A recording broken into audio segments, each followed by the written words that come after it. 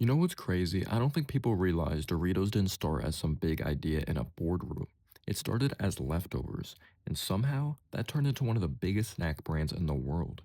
Back in the early 1960s, there was a small restaurant at Disneyland called Casa de Fritos. It wasn't anything fancy, it was basically just serving simple Mexican style food to park visitors. But here's the interesting part, they were trying not to waste food. So when they had leftover tortillas, they didn't throw them out. They cut them up, fried them, and seasoned them into chips. Just a simple snack on the side. No branding, no marketing plan, nothing. But people started noticing something weird. Visitors were liking the chips more than the actual meals. That's the moment everything quietly shifts.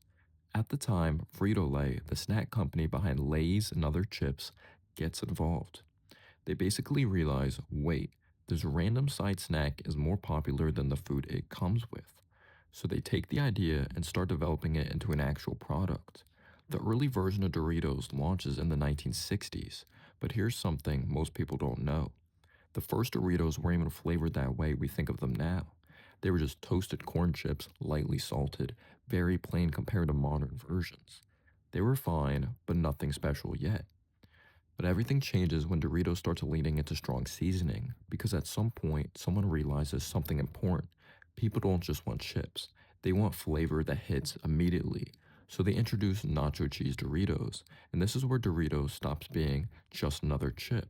It becomes bright orange seasoning, strong artificial cheese flavor, messy fingers immediately, a taste you recognize instantly.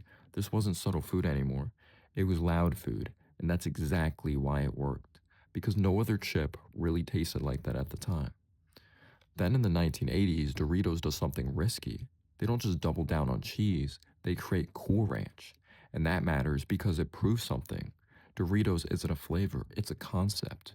Because suddenly it doesn't matter what the chip is called, it just matters that it tastes strong, different, and memorable. At that point, Doritos becomes less about snacking and more about choosing your identity in the chip aisle. By the 1990s and 2000s, Doritos is everywhere. It's not even just advertising anymore, it's culture. Schools, vending machines, gas stations, corner stores, having them on the bus. You start seeing patterns.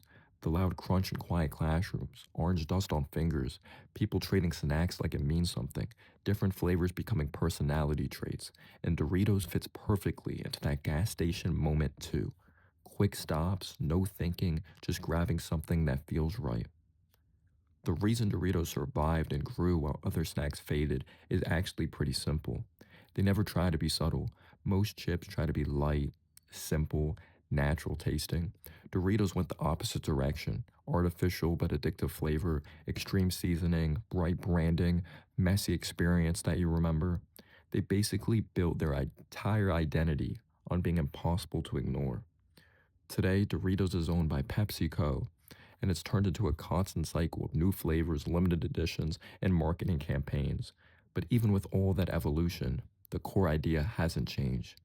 You still open a bag and instantly know what you're getting. Strong flavor, loud crunch, messy fingers, nothing subtle at all. It's funny how something that started as leftover tortillas in Disneyland turned into one of the most recognizable snacks in the world. But that's kind of the point. Doritos was never supposed to be complicated. It was just supposed to be something you notice. And even now, years later, it still is.